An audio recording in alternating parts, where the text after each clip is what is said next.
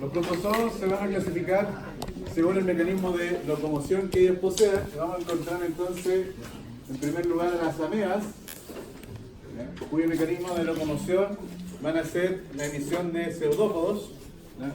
En segundo lugar, vamos a tener a los ciliados, que obviamente que van a presentar para movimiento cilios, ¿no es cierto? Luego vamos a estudiar a los flagelados, que tal como lo advierten, van a poseer un flagelo típico de una célula eucarionte, por supuesto. Y luego vamos a tener a los denominados apicomplexos.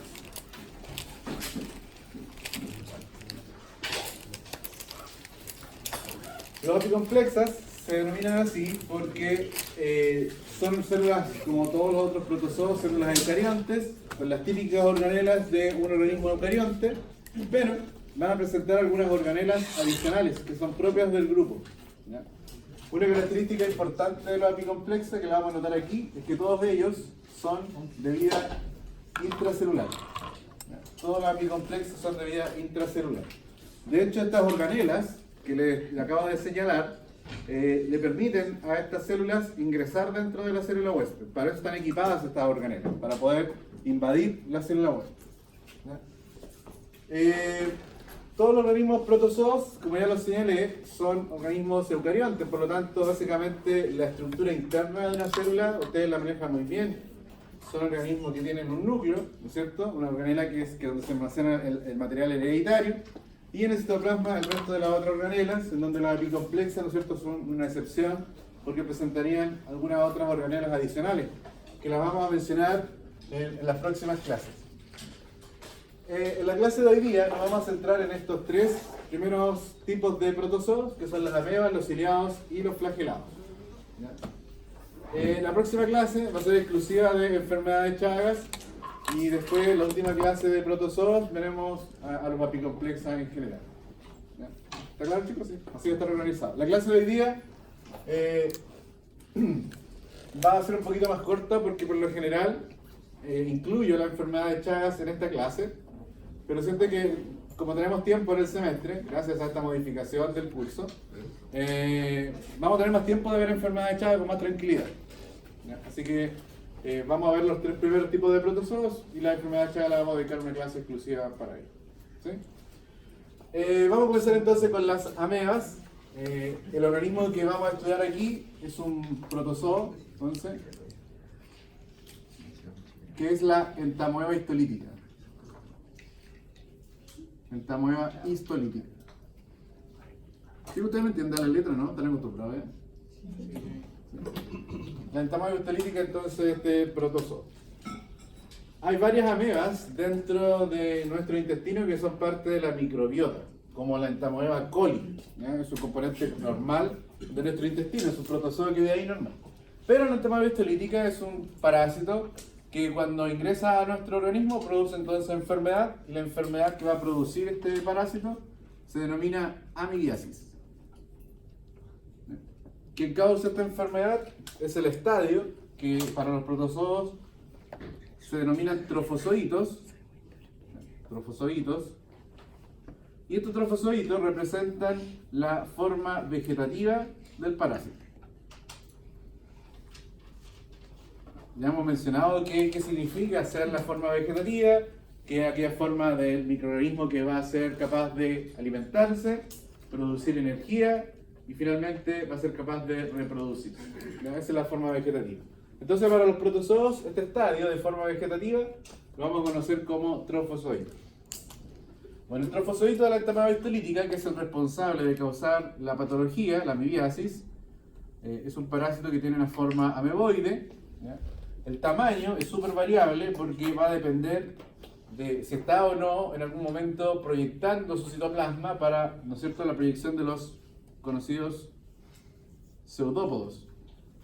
Entonces, a veces esta célula podría estar completamente retraída y ser un poquito más pequeña, verse como esférica, pero en otros momentos, si está extendiendo sus pseudópodos, se va a ver mucho más grandes, y el tamaño varía entre los 60 a los 120 micrómetros.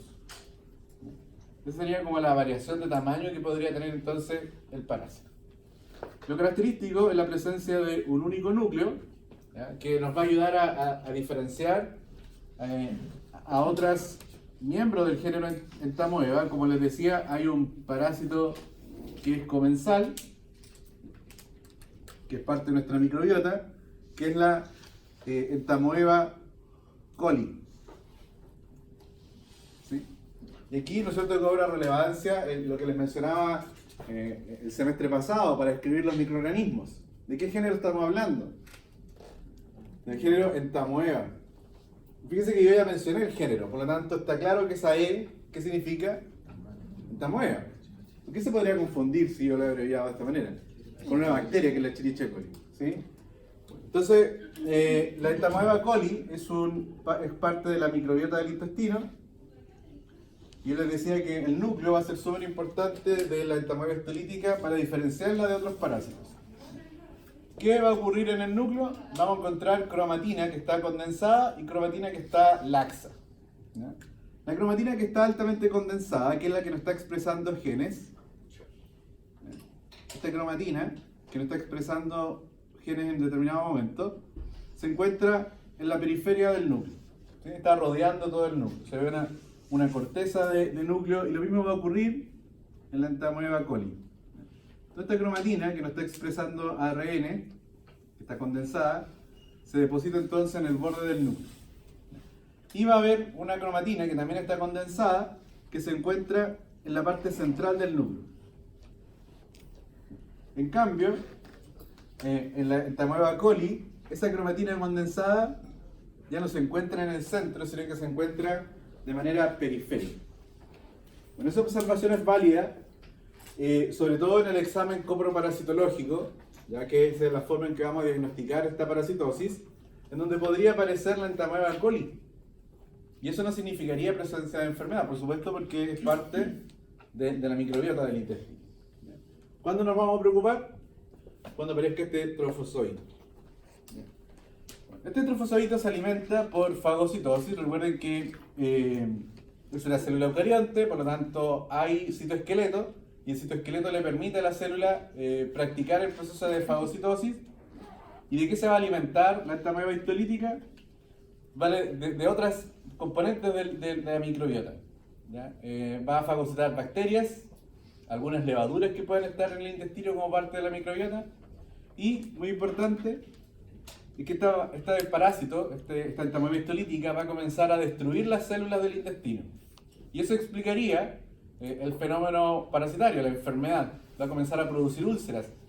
Si este parásito comienza a destruir entonces células del intestino, va a producir entonces las úlceras. Algo también característico de la enfermedad, que también vamos a describir un poquito más adelante, es la presencia de sangre en las diarreas, ¿ya? Son diarreas sanguinolentas, y algo que podría comer la Entamoeba histolítica y que ayuda al diagnóstico serían algunos glóbulos rojos, ¿sí? De hecho, ahí en el laboratorio, cuando los veamos la próxima semana, vamos a ver algunos trofozoitos de Entamoeba histolítica, y se ve que pareciera que la célula o el parásito tuviera dos núcleos en realidad, pero hay ahí, dentro de esta célula, algunos eritrocitos fagocitados. El parásito se multiplica por fisión binaria, ¿ya? Así se va a multiplicar, proceso de fisión binaria, que ustedes ya entienden que es un mecanismo de reproducción asexuado. Eso para cuando las condiciones de vida del parásito sean las mejores, se va a estar replicando. Pero cuando el parásito, ¿no es cierto?, detecta condiciones adversas, se va a transformar en su forma de resistencia, que es el quiste. El quiste tiene un tamaño muy parecido al del trofozoito, solo que es inmediatamente redondo. El quiste, cuando se forma, va a tener un único núcleo con las mismas características del trofozoito, donde la cromatina condensada estaba en la periferia y también en la parte central. Se me olvidaba decirles, chicos, que esta cromatina central se conoce como cariosoma. Se dice entonces de la Entamoeba histolítica que el cariosoma, para identificar este parásito, es central y puntiforme. a diferencia de la Entamoeba coli, que ese cariosoma sería entonces periférico en el núcleo. Bueno, el quiste va a representar la forma de resistencia del parásito. Son menos resistentes que las esporas de las bacterias. Las formas, para nosotros decir que estamos hablando de esterilidad, siempre nuestro punto de referencia es destruir las esporas bacterianas. ¿Ya? Los quistes de estos parásitos, si bien resisten las condiciones del medio ambiente, no son tan resistentes como las esporas. Esto que yo acabo de dibujar aquí en negro representa lo que se conoce como pared quística, que está compuesta principalmente por proteínas que hacen impermeable a la célula hacia el exterior, ¿ya? Para protegerla. Esta cubierta quística de alguna manera le da resistencia al parásito en el medio ambiente, algunas condiciones, sin embargo es limitado, pero algo que se ha detectado de estas formas quísticas es que pueden resistir la cloración del agua a cierto límite. ¿Ya? Por lo general las aguas, nosotros para hacerlas potables podríamos clorarlas, pero la entamoeba histolítica en su forma de quiste podría resistir ese fenómeno de cloración del agua. El quiste va a salir por las fecas de la persona infectada, y este quiste va a representar la forma infectante del parásito, pero este quiste está en un estado inmaduro. De tal manera que este quiste tiene que madurar, y esa maduración va a consistir en que el quiste va a sufrir una fisión binaria. Eso va a dar origen a dos núcleos dentro del quiste y posteriormente una segunda fisión binaria, lo que da como resultado un quiste finalmente con 4 núcleos. ¿Ya? Por lo que el quiste maduro, este quiste maduro se llama quiste tetranucleado. Un quiste tetranucleado. Ese es el quiste entonces que va a representar la forma infectante de la parasitosis. Y así se cierra el ciclo. ¿Ya? Bastan estos quistes que sean ingeridos, ¿ya? Para dar origen, bueno, esa es la entamoeba coli, para dar origen ¿a quién? Al trofozoito de la entamoeba histolítica nuevamente. ¿Ya? Se cerró el ciclo, estamos hablando entonces de un ciclo que es de tipo monoxénico. ¿Ya? La enfermedad en este caso se va a transmitir exclusivamente entre personas, y la forma de transmisión, ya que los quistes están saliendo por las fecas, ¿cuál sería la forma de transmisión? El fecalismo. ¿Ya? Esa es la forma entonces que se va a transmitir esta enfermedad. ¿Ya? Cuando el quiste es ingerido, siempre tenemos que tener presente que varios de estos quistes, cuando lleguen al estómago, ¿qué les va a pasar aquí? Varios de estos quistes son destruidos por las enzimas y la acidez del estómago. Los que sobreviven, el pH ácido del estómago, cuando los quistes tetranucleados lleguen aquí, aquellos quistes que hayan sobrevivido a estas condiciones, son quistes que traen 4 núcleos. Entonces, la acidez del estómago va a estimular a estas formas del parásito a una nueva fisión binaria. Por lo tanto, aquí en el estómago, los quistes los vamos a observar con 8 núcleos. De tal manera que cuando los jugos gástricos terminen por degradar la cubierta quística, esta pared quística que protege a los parásitos, ¿cuántos trofozoitos van a ser enviados al exterior?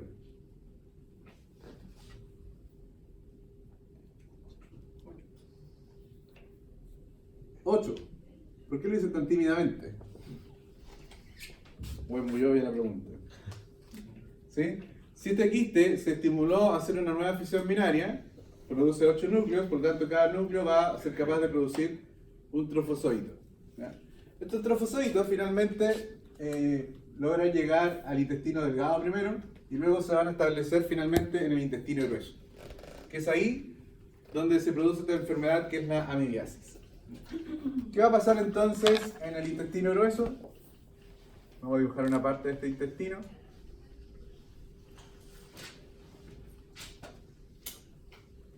Vamos a dejar una fracción del intestino.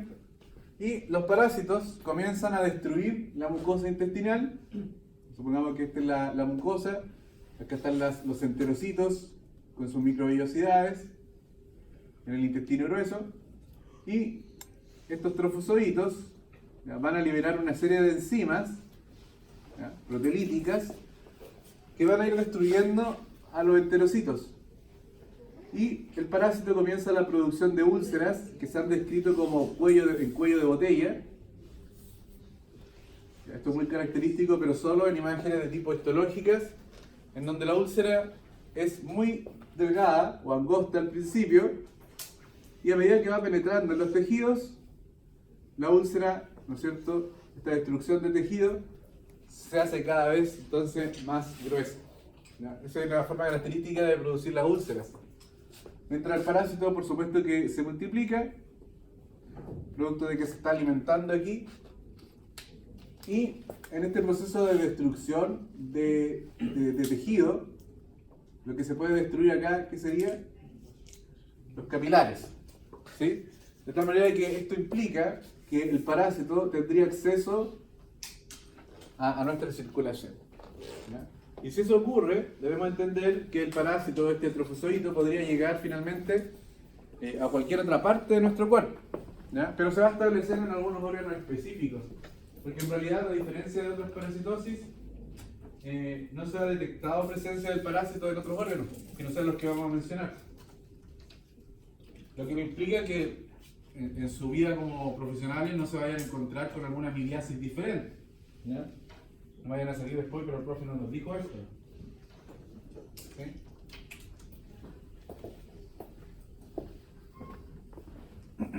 Bueno, ya que el parásito consigue abrirse camino hacia el interior de los tejidos, podemos observar que de esa manera explicaría por qué aparecen diarreas sanguinolentas, ¿sí? Si hay destrucción del capilar, las diarreas entonces van a ser con sangre. Estas úlceras son bastante dolorosas para el paciente. Por lo tanto, el paciente también va a manifestar bastante dolor cuando esté manifestando estos procesos.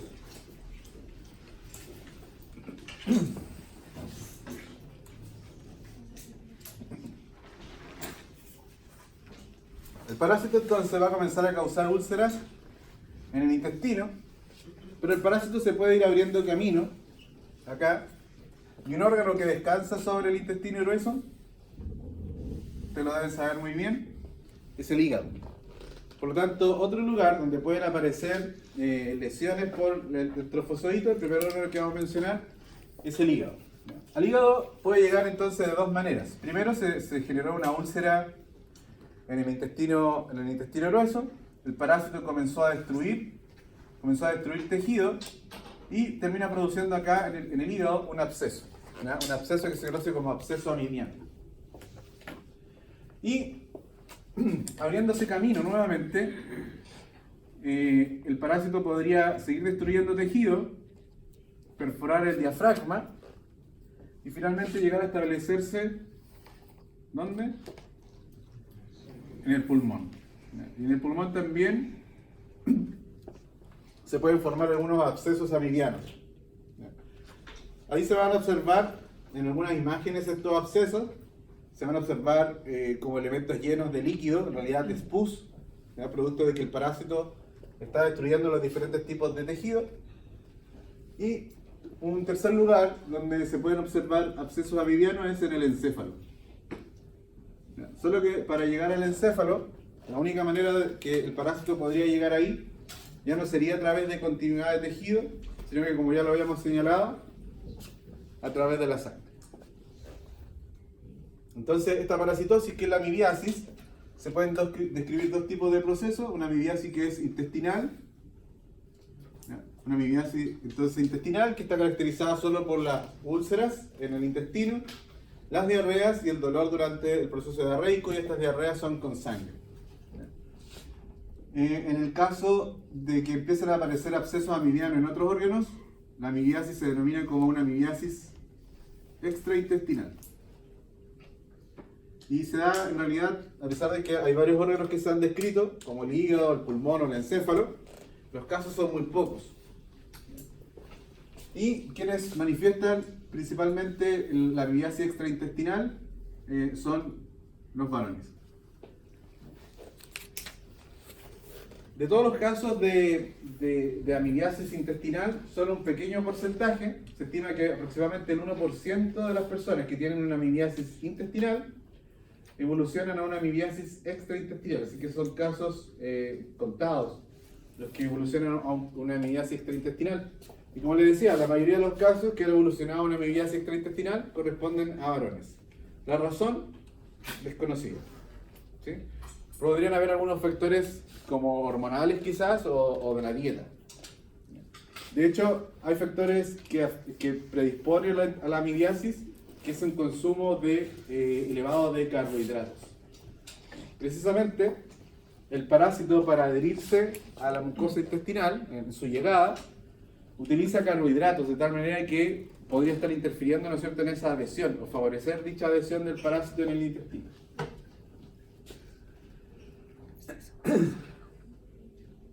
¿Vamos bien hasta aquí, chicos, no?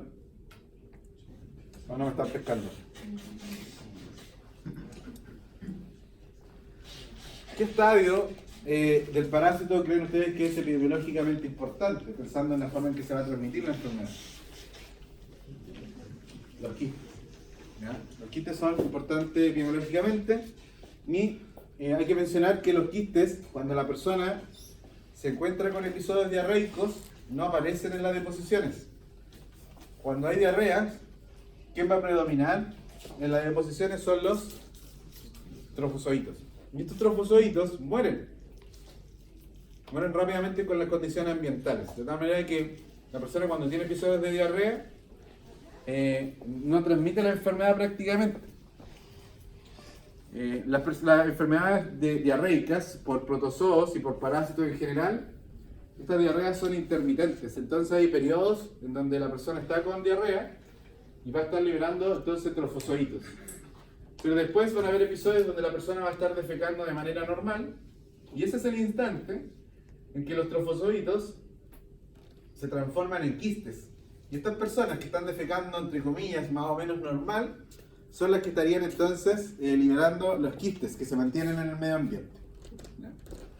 Si hablamos de fecalismo, por supuesto que estamos hablando de alimentos o bebidas contaminadas con fecas. ¿Cómo pueden contaminarse estos alimentos o bebidas?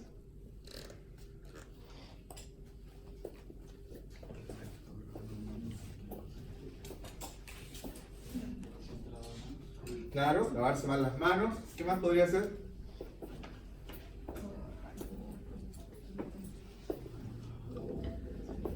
¿Tuvieron carrete anoche?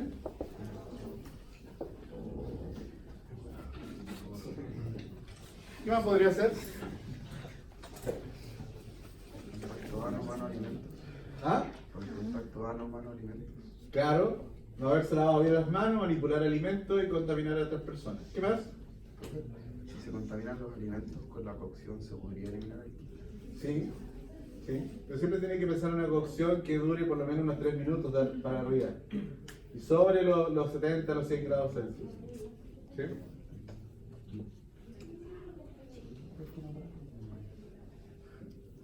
¿Qué más?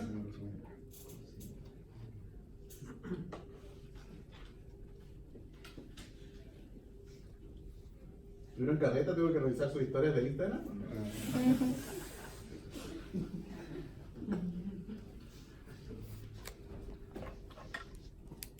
El sábado es el peor día para ver sus historias, chicos. O el viernes.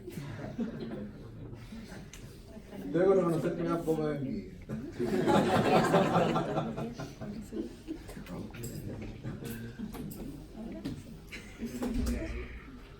Ya pues chicos, están muy callados.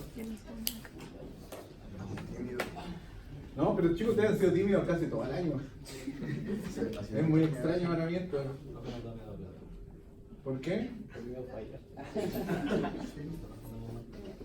Pero a todos les pasa lo mismo. No creo. ¿Cómo generalizado? Pero ustedes son una generación especial al respecto. ¿Ah? Pero sí los quiero. Es que somos pensadores. Lo que me da un poco de temor es que a veces si no me contestan yo siento que los perdí, que no les interesa. No sé. Por lo menos te se ríe.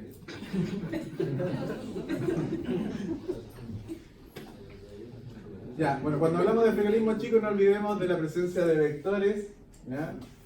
Cucarachas, moscas, hormigas, que puedan caminar por fecas y luego caminar por sobre nuestro alimento. Las hormigas nunca se mencionan como vectores mecánicos, pero yo tengo una sospecha de las hormigas, sí, pero...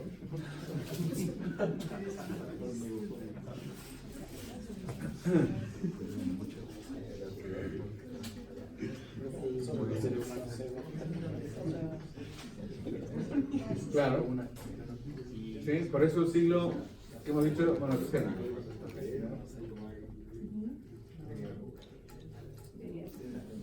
Bueno, y también en la forma de transmisión que es fecalismo debemos considerar el contacto ano-boca. Esta enfermedad, que es la amibiasis, está altamente relacionada con la falta de hábitos de higiene y que lamentablemente viene muy de la mano con la falta de un nivel socioeconómico, ¿ya? Lamentablemente hay una asociación entre un menor nivel socioeconómico y una menor, ¿no es cierto?, higiene. Es lamentable, pero la verdad es que la asociación es un poco así. Y estoy clarísimo que muchas personas que si bien podrían tener menos recursos, igual son muy preocupadas del aseo.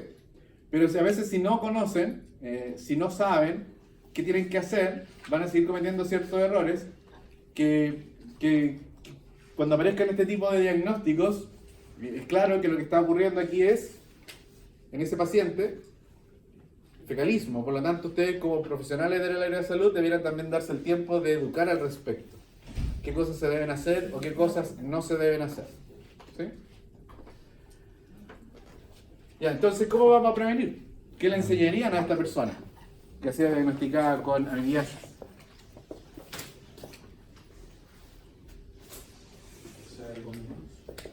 Claro, que se lave bien las manos. ¿Cuándo? Siempre. Siempre, eso es muy importante, chicos. ¿Por qué siempre?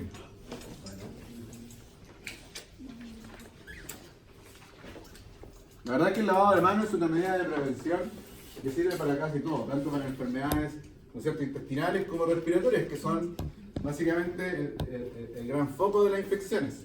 O sea, se van a aburrir de atender personas con gripe, se van a aburrir de atender personas con diarrea. ¿Qué más? Además del lavado de manos. La cocción de los alimentos, ¿sí? Si no son cocidos, pelados, ¿sí? Si no, lavados. ¿Qué más? ¿Cómo evitamos la presencia de vectores? Baratas, por ejemplo. ¿Dónde viven las baratas? De la residencia universitaria, lo sabemos, pero... ¿Qué condiciones prefieren las baratas? Humedad, ¿no es cierto? Humedad. Oscuridad. Las baratas son animales que le teman a la luz, tienen fotofobia.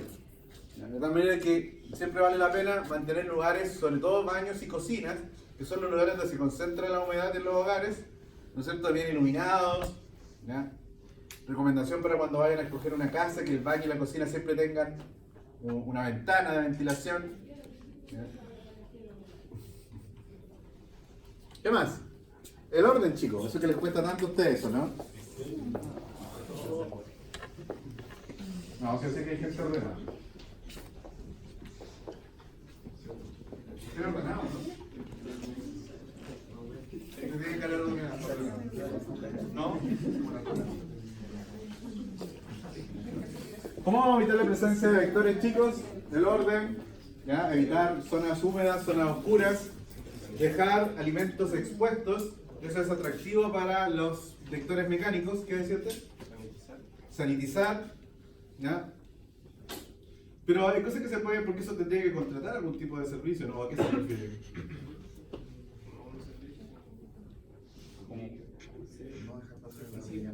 ¿Sí?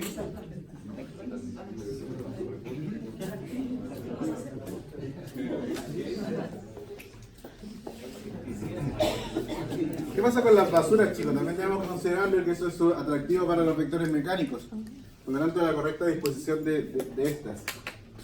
Bien, chicos, vamos a pasar ahora a un ciliado que es el Balantidium coli. La enfermedad que produce el Bacillus coli es la balantidiosis. Entonces, el Bacillus coli es un ciliado. Dejamos atrás a las amebas.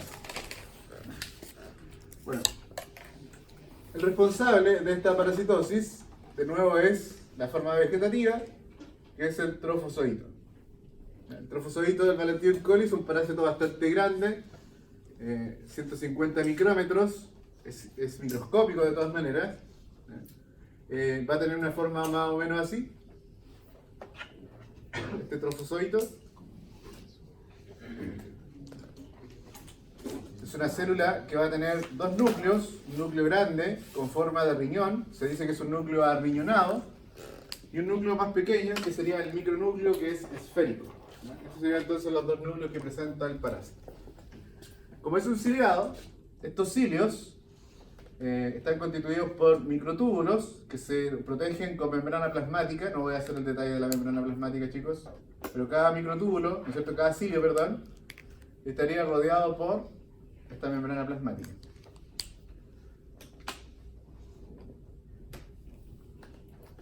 Un detalle importante del hecho de que los cilios sean de microtúbulos es que toda esta zona de la célula del parásito está ocupada entonces interiormente por los microtúbulos. Entonces, la célula tiene un problema por el hecho de estar rodeada de cilios. Y es que en estos lugares donde hay cilios, por debajo de esa membrana plasmática hay microtúbulos. Por lo tanto, la célula en todos los sitios donde hay cilios no puede realizar sus procesos de alimentación. ¿Cómo se alimenta una célula? Básicamente por procesos de endocitosis, pinocitosis o fagocitosis. Entonces, si toda está cubierta de cilios de la célula, hay microtúbulos, la célula no puede realizar esos procesos donde hay entonces microtúbulos. De tal manera que estas células, los ciliados, han evolucionado para poder realizar los fenómenos que acabo de mencionar de endocitosis, fagocitosis o pinocitosis en zonas especializadas de su membrana plasmáticas que se han invaginado. Entonces acá yo tengo una invaginación de la membrana plasmática, esta invaginación aquí, que es anterior, en la zona anterior de la célula, ¿ya? Que se denomina citostoma, que en realidad sería como una boca primitiva para esta célula. En este sitio, en esta invaginación, que es el citostoma, el parásito estaría entonces libre de microtúbulos y acá estaría capacitado para realizar los procesos ya sea de endocitosis, pinocitosis. Entonces el citostoma es como una especie de boca primitiva para estas células. Y tal como lo pueden visualizar aquí, hay otra invaginación, ¿ya? Que estaría ubicada en el lado posterior de la célula. Y en esta invaginación posterior, que es el citopigio, aquí se realizarían todos los procesos inversos, ¿ya? Todos los desechos que se hayan producido por el metabolismo de la célula van a ser liberados por procesos principalmente de exocitosis hacia el exterior. De tal manera que el citopigio viene a representar una especie de ano primitivo para estas células, ¿ya? Una especie de conducto de desecho. Entonces ahí estarían estas dos imaginaciones del parásito. Estos trofozoitos van a ser responsables del daño y de explicar la enfermedad. El Balantidium que esté aquí en el intestino multiplicándose lo hace también por fisión binaria, y sabemos que es una reproducción de tipo asexuada. Y este parásito, la forma vegetativa, solo es responsable de causar el daño en el huésped, y que de nuevo, al igual que en la amibiasis, son úlceras. Pero si este fuese nuestra mucosa intestinal, nuevamente el intestino grueso acá es el afectado, si este fuese nuestra mucosa intestinal, las úlceras son diferentes que en la amibiasis, ¿ya?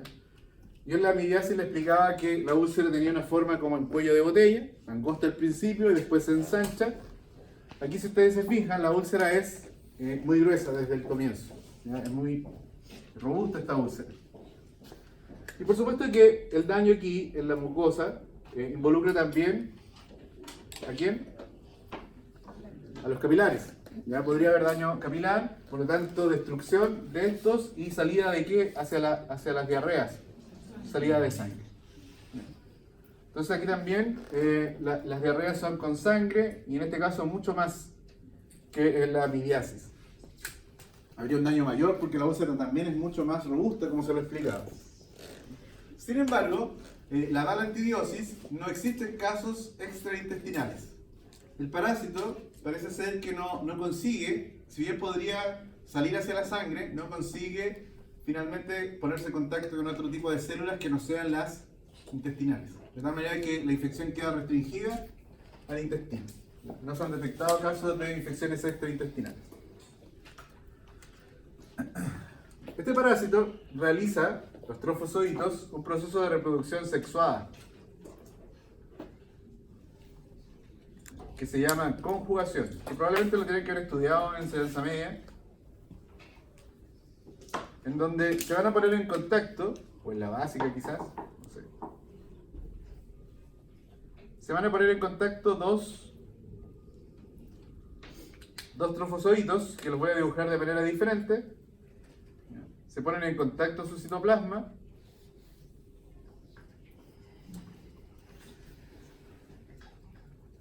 Fusionan sus membranas plasmáticas y ellos van a intercambiar material hereditario. Y para cuando terminen el proceso de conjugación, el material hereditario que ellos van a haber compartido es exclusivamente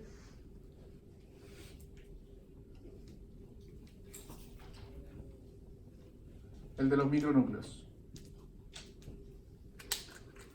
Entonces, cuando comenzó el proceso, ¿cuántos parásitos comenzaron este proceso de conjugación?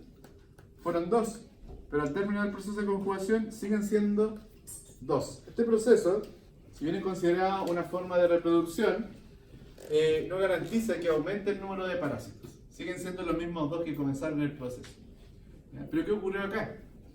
Que estos 2 parásitos, cuando se encontraron, fueron capaces de intercambiar parte de su información hereditaria. Pero eso sigue siendo parte de un tipo de reproducción. Pero ¿cómo va a aumentar el número de parásitos? Solamente a través del proceso de fisión binaria. Al igual como ocurre con con el tamaño histolítica que vimos, cuando no se encuentran las condiciones apropiadas, el parásito se va a transformar en su forma de quiste, que al igual que el entamoeba es esférico. En el interior del quiste se pueden visualizar ya los cilios de la célula, el macro y el micronúcleo.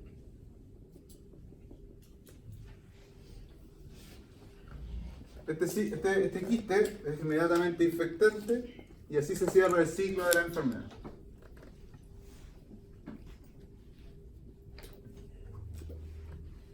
¿Dónde van a estar saliendo estos quistes? Por las fecas de la persona infectada. De tal manera que la forma en que se adquiere la enfermedad también es por fecalización. De tal manera que más o menos son las mismas formas de transmisión, la misma forma de prevención de esta enfermedad. Si bien esto que yo acabo de describir corresponde a un ciclo que es de tipo monoxénico, se han encontrado Balantium coli también en los cerdos. Lo que implica que la balantidiosis es una zoonosis. ¿Ya? Podríamos infectarnos a través del contacto con fecas de estos animales, o estos animales infectarse con fecas de nosotros. Y el tipo de zoonosis es una zoonosis directa. ¿Ya? ¿Por qué es directa? ¿Qué significa eso? Que los estadios del parásito, los estadios del parásito son los mismos en el ser humano, los mismos en el animal. En el ser humano infectado, ¿qué forma de los parásitos vamos a encontrar? Los trofozoitos y los quistes. En el cerdo también, trofozoitos y quistes. De manera que eso determina que esto sea una zoonosis de tipo directo.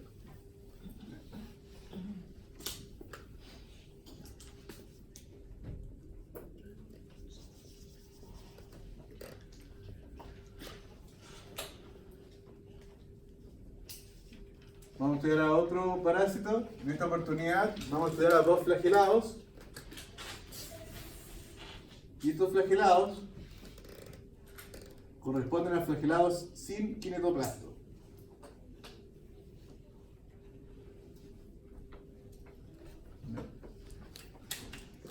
El kinetoplasto es una estructura de la célula que está presente en algunos parásitos como el Trypanosoma cruzi, que causa la enfermedad de Chagas. Como no vamos a hablar de enfermedad de Chagas, no les voy a contar qué es lo que es el kinetoplasto todavía. Vamos a asumir que Giardia intestinalis es un flagelado dentro de los que no poseen esta estructura que es el kinetoplasto, sin kinetoplasto. La enfermedad producida por la Giardia intestinalis, miren qué error cometí acá, nada me dijo nada, horrible. Giardia intestinalis. La enfermedad que produce este parásito es la giardiasis. Giardiasis se llama esta enfermedad. Y es causada por la forma de trofozoitos del parásito. Los trofozoitos de la giardia van a ser los responsables de esta giardiasis. La giardia es un parásito bien bonito, en su forma de trofozoito, tiene la forma de una pera invertida. Tiene dos núcleos, con sus respectivos nucleolos. Tiene una acumulación de microtúbulos, que le da simetría bilateral a la célula.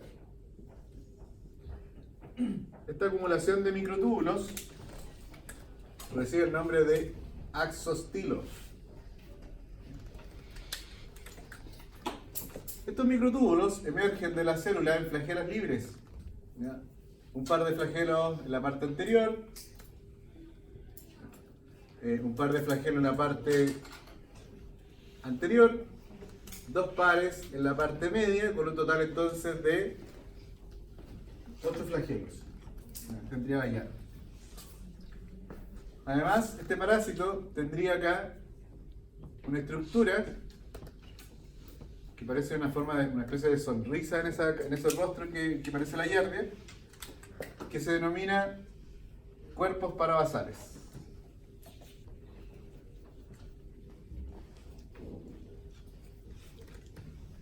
De nuevo, los trofozoitos se van a replicar por fisión binaria.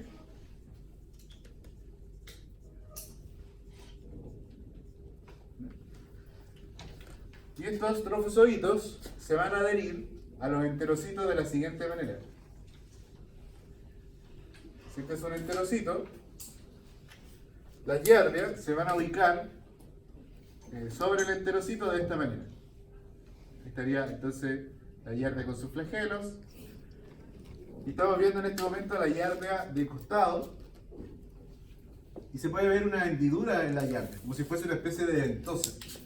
Esto que está aquí. ¿Se dan cuenta, no? Esa forma de la giardia se explica por los cuerpos parabasales.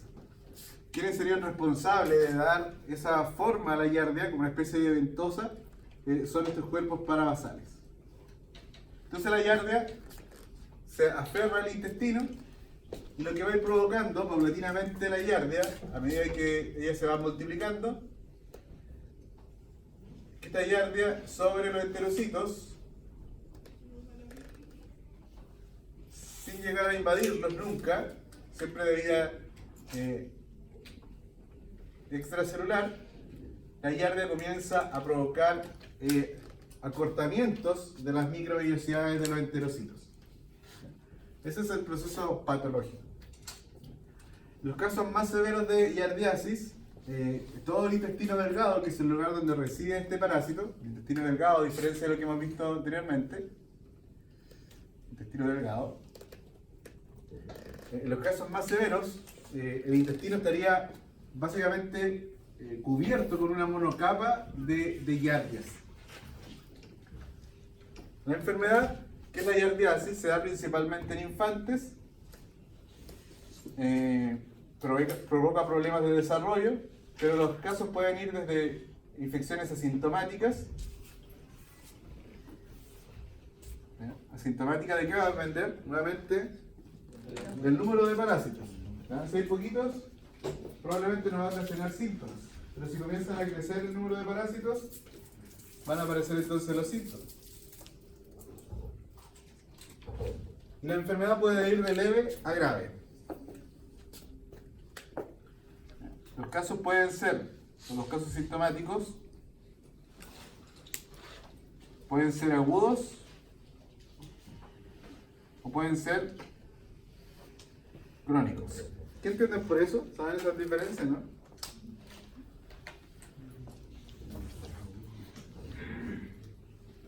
Entre episodios agudos y crónicos. Agudo es un periodo, ¿no es cierto?, de una enfermedad grave en un periodo corto de tiempo, ¿no es cierto?, donde van a aparecer los síntomas de la enfermedad, que son básicamente diarreas, ¿ya? Puede haber náusea, malestar general, como en otros tipos de procesos diarreicos, va a haber deshidratación, por supuesto, pero es un proceso único, intenso, bastante violento para la persona. Pero también la enfermedad podría transformarse en un estado crónico, en donde el paciente va a manifestar, como en casos anteriores, episodios diarreicos intermitentes. Van a haber días, 2 o 4 días con diarrea, la persona comienza a defecar normal por unos días nuevamente, 4 o 5 días de defecar normal, y vuelve a presentar diarreas. Las enfermedades parasitarias, así como por ejemplo la teniasis, donde también podríamos observar la difilobotriosis, también podríamos observar diarreas, se presentan de ese tipo, ¿ya? En diarreas de tipo intermitentes, y esos son los episodios crónicos. Entonces cuando la persona relate, como ustedes tienen que siempre hacer una entrevista del paciente, qué le está pasando, preguntar qué pasa con esas diarreas, si ha sido una única o han habido episodios anteriores de diarrea en el corto tiempo. Eso es muy importante de preguntar. ¿Qué otra pregunta sería interesante de hacer con respecto a lo que hemos visto hasta ahora? Más que dirigir la respuesta, sería bueno que la persona se explayara, es decir, ¿cómo es esa diarrea? Más que así ser incisivo en eso, ¿sí? Claro que si usted detecta alguna situación, es bueno también preguntarlo directamente. ¿Ha habido sangre? Recuerden que la presencia de sangre en las deposiciones a veces no se ve como de color rojo, ¿sí? Por lo tanto, a lo mejor si la persona ve feca más oscura, ¿qué va a significar eso? Que el sangramiento, ¿dónde está ocurriendo? Digestivo. ¿No es cierto? En zona más alta, ¿no es cierto?, del sistema digestivo. Por lo tanto, a lo mejor la persona no va a saber decirle si efectivamente hay sangre, pero a lo mejor si usted le pide que describa esa disposición, ¿ya?, va a ser importante. Bueno, ¿qué va a pasar con la diarrea de las personas que tienen giardiasis? Se dice que esta diarrea es con restos de comida sin digerir, ¿ya? Se van a poder observar algunos elementos del alimento, como, no sé, la cáscara del choclo, ¿no es cierto? Además, la deposición es bastante pastosa y maloliente. Esas son las características de episodios de Giardia. Los casos graves pueden evolucionar a un síndrome que se denomina síndrome de mala absorción.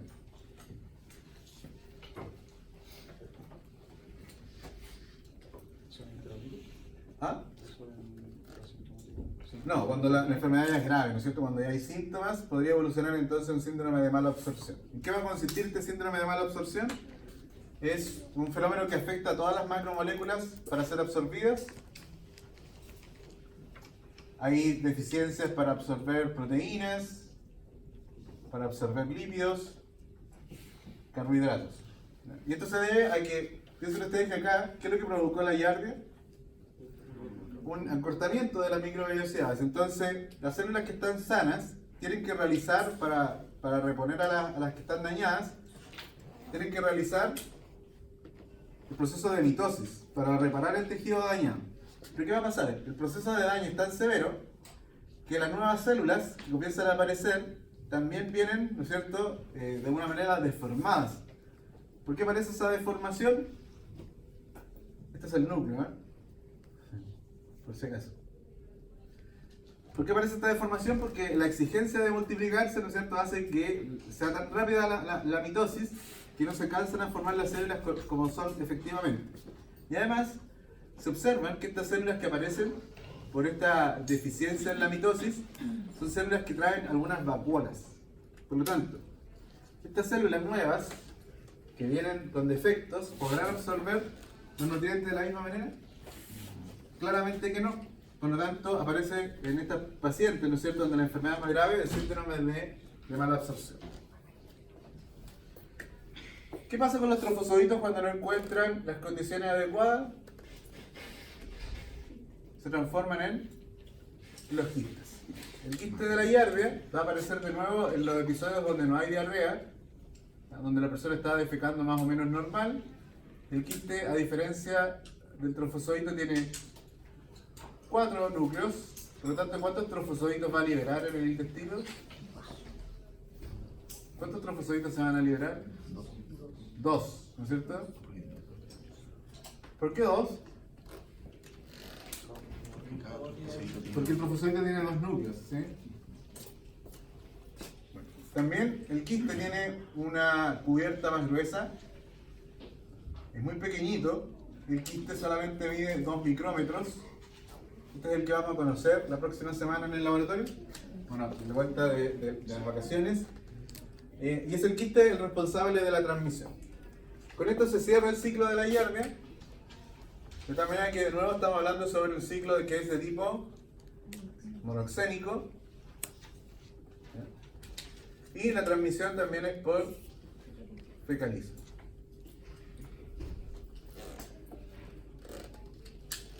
Bueno chicos, y por último vamos a hablar de otro flagelado sin kinetoplasto, que es la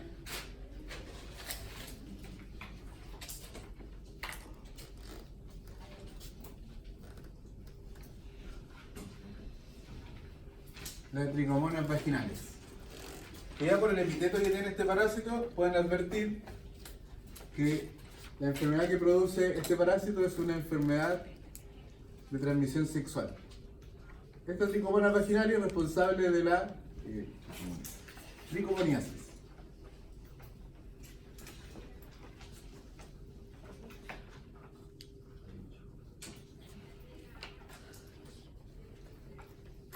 De la tricomoniasis.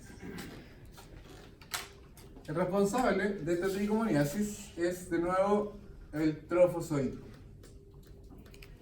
El trofosodito de la tricomona vaginalis es un parásito ovalado, bastante grande.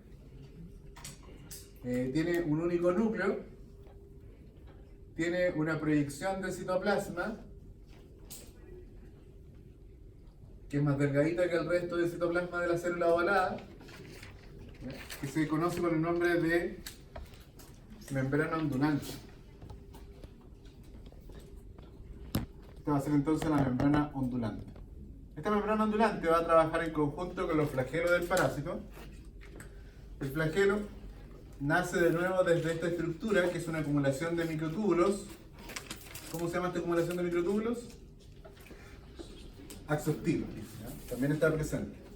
Entonces, la tricomonas posee 4 flagelos anteriores libres, un flagelo posterior y un sexto flagelo que también nace en la parte anterior del parásito, pero que ya no es libre, sino que está asociado a la membrana ondulante. La presencia de la membrana ondulante y los flagelos en el parásito le otorgan al parásito una gran movilidad. Básicamente, a través del movimiento del parásito es que se hace el diagnóstico. La tricomoniasis es una enfermedad que puede presentarse tanto en varones como en mujeres. ¿Ya? Lamentablemente, en los varones, la enfermedad por lo general es asintomática. ¿Ya? La enfermedad sintomática va a aparecer principalmente en las mujeres. Aunque también podrían haber enfermedades sintomáticas en los varones, por lo general el varón asintomático tiene una importancia de tipo epidemiológica. ¿Por qué? Porque un varón sin síntomas no va a acudir al médico para obtener un tratamiento oportuno. Por lo tanto, el varón infectado va a seguir transmitiendo la enfermedad a sus parejas sexuales. Bueno, los síntomas de la tricomoniasis se presentan como una vaginitis. Y eso lo había adelantado el semestre pasado cuando vimos a la Gardnerella vaginalis, ¿ya? Al mobiluncus. ¿Se acuerdan cómo se manifiesta una vaginitis? Primero, ardor, ¿no es cierto? O incomodidad al orinar y al mantener relaciones sexuales. ¿Ya?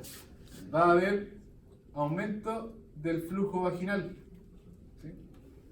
Va a haber también que las paredes de la vagina se van a ver, ¿no es cierto?, inflamadas. Bueno, eso no lo va a poder ver la paciente. ¿Sí? Pero también aparece el olor característico, que es un olor a pescado podrido, como síntoma o signo de esta enfermedad. Bueno, esos son síntomas comunes de una vaginitis, pero hay algunos que son propios de esta enfermedad, y es que el flujo vaginal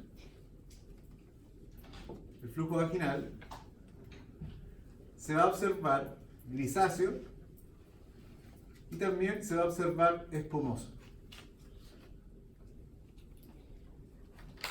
Y otro signo propio de la enfermedad es que en las paredes de la vagina van a aparecer petequias. ¿Qué eran las petequias? Son unas manchitas pequeñitas, producto del rompimiento de ¿qué cosa? De hijos capilares. ¿Ya? Entonces eso se va a poder observar en los casos de vaginitis por tricomonas vaginales. ¿Por qué se produce la enfermedad y todos estos síntomas? Básicamente porque el parásito se adhiere a la mucosa de la vagina, y el parásito, que tiene una forma ovalada, se extiende sobre la pared de la vagina. Como cuando ustedes lanzan esas bolas de juguetes que son como de gelatina, ¿cierto? Que son redonditas. Cuando ustedes la tiran a la pared, ¿qué pasa con esa bola? Como que se expande, se aplana. Eso un poco le pasa a la tricomonas cuando se asocia a la mucosa para adherirse. El parásito se va a alimentar de la microbiota vaginal, ¿ya? De algunas levaduras o bacterias que puedan haber ahí, y va a provocar el desprendimiento de las células epiteliales, tal como lo ocurría con las bacterias que causan vaginitis. Y ese desprendimiento de las células es lo que explicaría entonces toda esta sintomatología.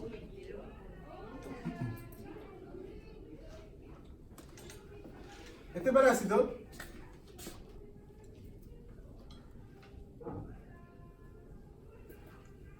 a diferencia de lo que hemos visto en los casos anteriores, ¿ya?, no produce quistes.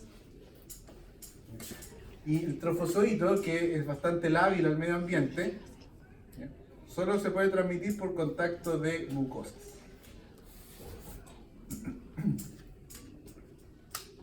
Ya que no existe una forma del parásito que pueda resistir las condiciones del medio ambiente, los trofozoitos, si salen del medio ambiente, mueren rápidamente.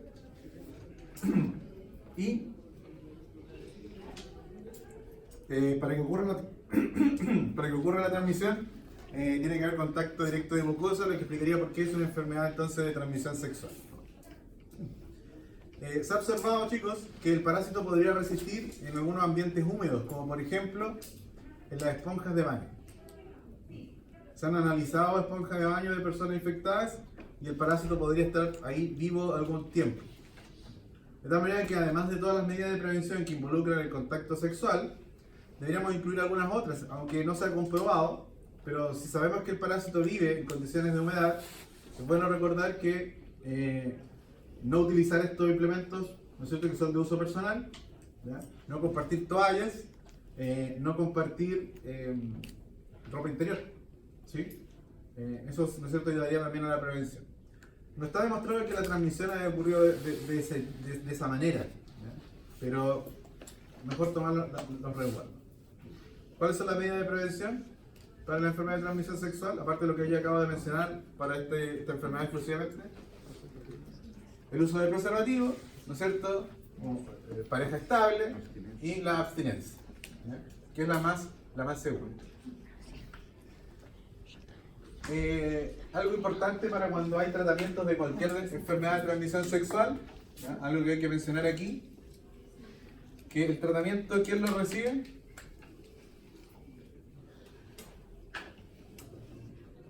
El tratamiento lo debe recibir la persona diagnosticada. ¿Quién más? Todas las parejas. ¿Sí? Todas las parejas sexuales de la persona que ha sido diagnosticada. ¿Sí? Y además, el tratamiento, durante todo el tratamiento se debe, ¿no es cierto?, se debe practicar, ¿no es cierto?, la abstinencia, para evitar, ¿no es cierto?, la reinfección. ¿Sí? Ya chicos, ¿dudas? El ciclo también, ¿cómo sería? Monoxemia.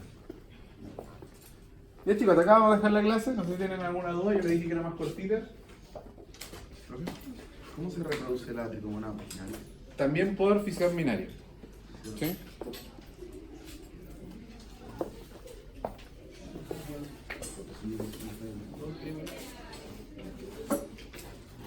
¿No hay duda, chicos?